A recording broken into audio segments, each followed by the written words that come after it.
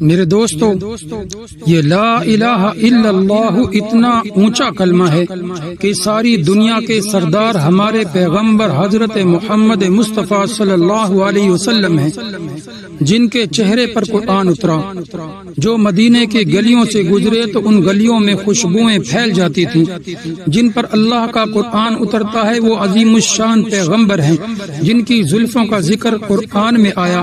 قرآن نے واللیل کہا، جن کے دانتوں کا ذکر آیا تو قرآن نے یاسین کہا۔ جن کے زمانے کا ذکر آیا تو قرآن نے والعصر کہا۔ جس کے کمبل کا ذکر آیا تو قرآن نے یا ایھا المدثر کہا۔ جن کے چادر کی باری آئی تو قرآن نے یا ایھا المزمل کہا۔ جن کے چہرے کا ذکر آیا تو قرآن نے والضحیٰ کہا۔ جن کی کملی کا ذکر آیا تو قرآن نے یا ایھا المزمل کہا۔ جن کی آنکھوں کا ذکر آیا تو قرآن نے ما زاغ البصر کہا۔ جن کے ہونٹوں کا ذکر آیا تو قرآن نے ولسانا وشفتین کہا۔ جن کے مدینے کا ذکر آیا تو قرآن نے لا اقسم بہذا البلد کہا۔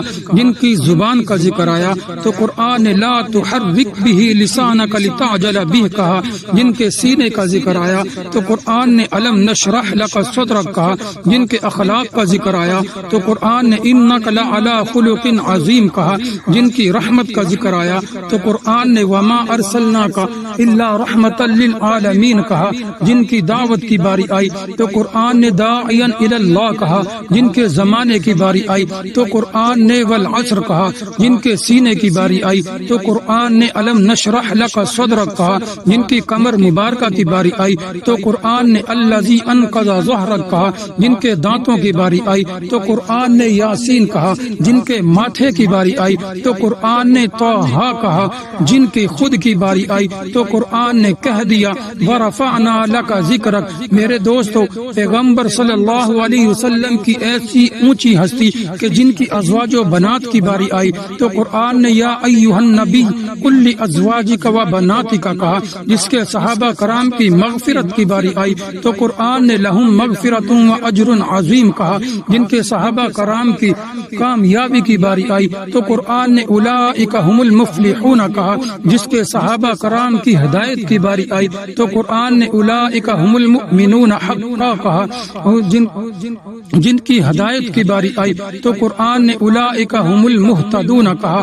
جس نبی کے جان نشینوں کی باری آئی تو قرآن نے اولئک ھم المؤمنون حقا کہا۔ لیکن میرے دوستو، اتنا بڑا پیغمبر ہے کہ جس کا چلنا بھی قرآن بنتا ہے، جو بولتا ہے تو اس کا بولنا بھی قرآن بنتا ہے۔ لیکن آج طائف کی گلیوں میں اس پیغمبر کے چہرے پر پتھر پڑتے ہیں، اس کا چہرہ مبارک زخمی ہو جاتا ہے اور چہرے مبارک سے خون نکل رہا ہوتا ہے۔ احد کے پہاڑوں پر اس کے چہرے پر پتھر پڑے تو اس کے دانت بھی زخمی ہو جاتے ہیں، حتیٰ کہ 2 دانت مبارک شہید بھی ہو جاتے ہیں۔ یہ وہ دانت ہیں جن دانتوں کی قسمیں قرآن اٹھاتا ہے۔ قرآن نے یاسین کہا ہے۔ معلوم ہوا کہ جس نبی کی جوتی پر دنیا قربان کر دی جائے، آج اس نبی کا چہرہ جس بات سے زخمی ہے، اس چیز کا مقام اس نبی صلی اللہ علیہ وسلم سے بھی زیادہ ہے۔ وہ چیز کیا ہے؟ کس چیز کی خاطر آپ صلی اللہ علیہ وسلم کو دکھ دیے گئے؟ میرے دوستو، وہ چیز یہی ہے جو سب سے اہم ہے، لا الہ الا اللہ۔ میرے بھائیو، تم نے آج لا الہ الا اللہ کو بھلا دیا۔ تجھے تو اس بات کا علم ہی نہیں کہ اللہ کے سوا کوئی عالم الغیب نہیں۔ آج تم کلمہ بھی پڑھتے ہو، تمہارے صرف پڑھنے سے عبادت قبول نہیں ہوتی۔ کہتے ہیں کہ علی بھی مشکل کشا ہے۔